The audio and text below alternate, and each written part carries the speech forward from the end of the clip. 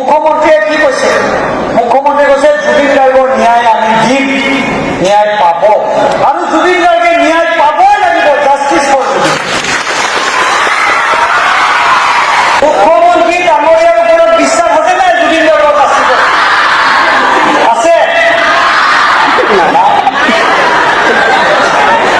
ন্যায়, য়েছ ন্যায়।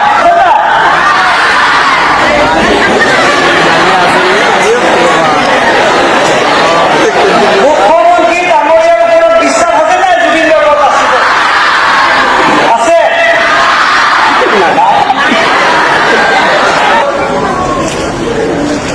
এতিয়া প্ৰকাশ দাস যদিও